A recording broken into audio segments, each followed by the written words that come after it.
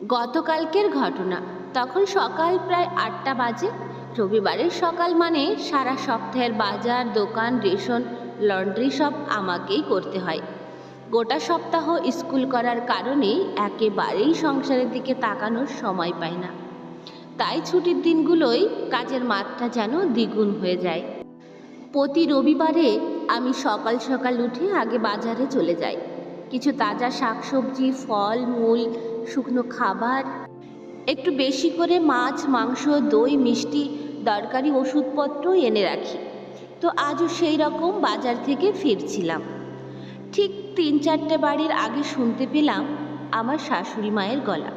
উনি দোতলার বারান্দায় দাঁড়িয়ে টব গাছগুলোতে জল দিতে দিতে সামনের বাড়ির রিপনের নতুন বউকে বলছেন, এই তো, এই হলো আমাদের লক্ষ্মী বৌমা।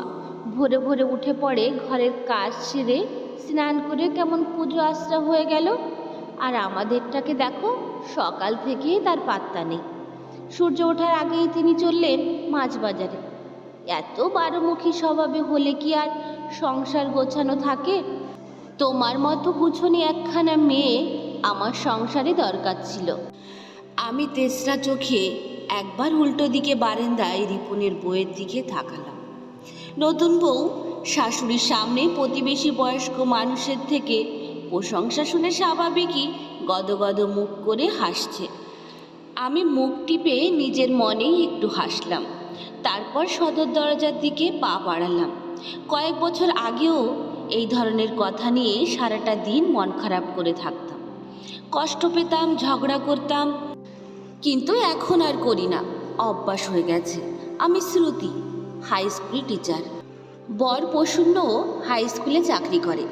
আমার স্কুল কাছাকাছি হলেও ওর স্কুল বাড়ি থেকে অনেক দূরত্ব হওয়ায় ও স্কুলের কাছাকাছি ভাড়া বাড়িতে থাকে।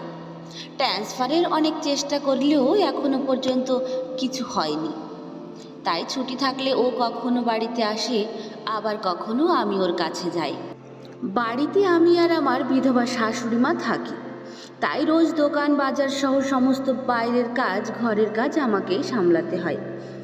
বিয়ের পর থেকে শাশুড়ি মায়ের একটা অদ্ভুত স্বভাব লক্ষ্য করতাম। পাড়া প্রতিবেশী, আত্মীয় স্বজন সম্পর্কিত যত বৌমা আছে সকলের কাছে কারণে অকারণে আমার নিন্দে করে বেড়ানো তার স্বভাব। সেবার আমার মামাতো দেওরের বিয়েতে গেছি শাশুড়ি মায়ের সঙ্গে। স্কুলে মাধ্যমিক পরীক্ষা চলার দরুন প্রসূন আসতে পারেনি।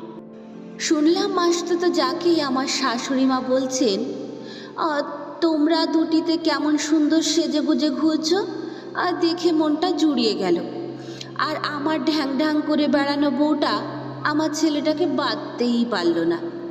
ছেলেটা আমার বিয়ের উপলক্ষেও বাড়িতে এলো না, জানো। আশ্চর্য, সে তার কর্মসূত্রে বাইরে থাকে, আর আমাদের মধ্যে বোঝাপড়াও একদম সহজ স্বাভাবিক। এখানে বাধা খোলার ব্যাপারটা কেন এলো আমার মাথায় ঢুকলো না। আর একবার বড় পিসি শ্বশুরের শ্রাদ্ধের সময় পিসির জায়ের বৌমার চিবুক ধরে চুমু খেয়ে বললেন, কি লক্ষ্মী মেয়ে, এসেই কেমন সুন্দর প্রণাম করলো। রান্না বান্নাও সব করে শুনেছি। তা তোমার শাশুড়ি মায়ের কপাল ভালো। আমার কপালে তো ভাত কাপড় ছাড়া ভগবান কিছুই লিখলো না। তাও আধ সেদ্ধ আধ কাঁচা। আমি অবাক এবং অপমানিত দুটোই হয়েছিলাম। প্রতিবাদ করেছিলাম এক ঘর লোকের সামনেই। বলেছিলাম, একটা সংসারের যাবতীয় কাজ এক হাতে সামলে দূরে থাকা নিজের মানুষটার চিন্তা করে, নিজের স্কুলের টেনশন মাথায় নিয়ে রোজ ট্রেনে বাসে যাতায়াত করেও আমি কিন্তু আপনার জলখাবার, প্রেশারের ওষুধ, দুপুরের খাবার টেবিলে রেডি করে যেতে ভুলি না। নিজের টিফিন গুছিয়ে নেওয়ার সব দিন সময় হয় না, তবু আপনার জন্য রোজ ফলটা কেটে গুছিয়ে রাখি। সকাল বিকাল প্রণাম করে ঘটা দেখানো জরুরি না রেগুলার আপনার চেক আপ করাতে নিয়ে যাওয়াটা জরুরি, বলুন তো।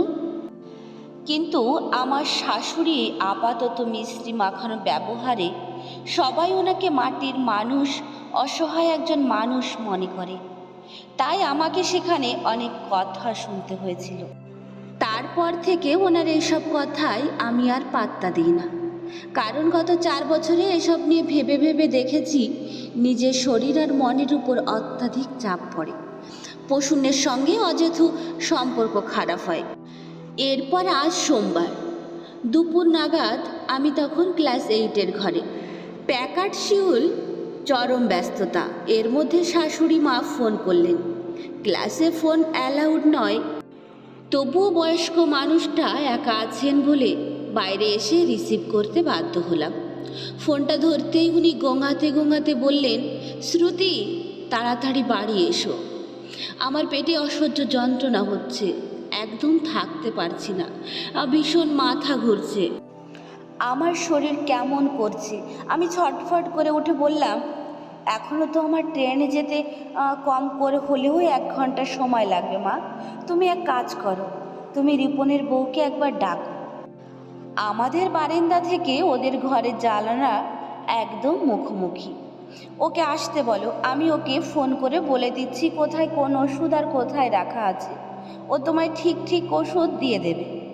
আমি তার মধ্যেই পৌঁছে যাব, একদম টেনশন করো না। আমি ফোনে যোগাযোগ রাখছি, কোনো অসুবিধা হলে আমাকে ফোন করবে, কেমন? নিজে পড়লাম কি মরলাম সেই মুহূর্তে ভাবিনি।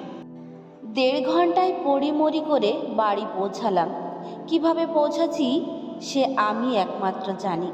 এর মধ্যে রিপনের বউকে 25 কল করেছি, একবারও রিসিভ করেনি। ফলে চিন্তাটা আরও বেড়েছে। অল্টারনেট চাবি দিয়ে দরজা খুলে ভেতরে গিয়ে দেখি শাশুড়ি মা যন্ত্রণায় ছটফট করছেন। ঘরের মধ্যে জামা কাপড়, বিছানা, চাদর সব নোংরা করে ফেলেছেন। আমি তাড়াতাড়ি করে সমস্ত কিছু পরিষ্কার করে দিয়ে কাঁচা কাপড় পরিয়ে পরিষ্কার বিছানায় ওনাকে শুইয়ে দিলাম। সঙ্গে সঙ্গে এন্টারসিট, ওয়ারেস সহ যাবতীয় যা কিছু দরকার চালু করে দিলাম। বিকালে খানিকটা সুস্থ হলে জিজ্ঞাসা করলাম, আপনি রিপনের বউকে ডাকেননি কেন? এতটা সময় একা একা ছিলেন, একটা বিপদ ঘটে গেলে কি হতো বলুন তো? আচ্ছা, ও কি মায়ের বাড়িতে গেছে? এতবার ফোন করলাম, ধরল না তো। শাশুড়ি মা বললেন, হাতে পায়ে ধরেছি একটিবার আসার জন্য, কিন্তু ওর বউ আমতা আমতা করতে লাগলো। বলল, আপনি বাড়িতে একা আছেন, যদি একটা বিপদ কিছু হয়ে যায় তখন আমার উপরে সেই দায় পড়বে, আর আপনার ইমার্জেন্সি হলে আমি কি করব? আমি তো ওষুধের দোকান, ডাক্তার, হাসপাতাল কিছুই চিনি না এখানে, আর আমরা আপনাদেরকেও হইও না। শুধু শুধু একটা ঝামেলা হয়ে গেলে আমার বাড়িতে আমাকে খুব বকাবকি করবে। এত করে বললাম, তবু একবার এলো না। বোঝো তাহলে, আপন লোক আপনই হয়, পর কি কখনো আপন হয়? আমি মৃদু হেসে বললাম, আপনি বুঝুন, এবার একটু ভালো করে বুঝুন। ঘরের বউয়ের নিন্দা কখনো পরের বউয়ের কাছে করতে যাবেন না। ঘরের বউটা আপনাকে মা বলে ডাকে, পরের বউটা নয়।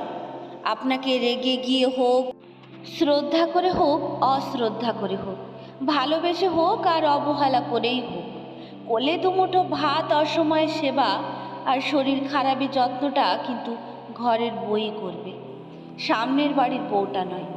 তাই তার থেকে ভালো আচরণ পেতে হলে তার সঙ্গে ভালো ব্যবহার করুন। নিন্দে মন্দ করে অন্যের মন রাখতে গিয়ে নিজের ক্ষতিটা করবেন না। নিজের ভালো তো পাগলেও বোঝে, তাই না?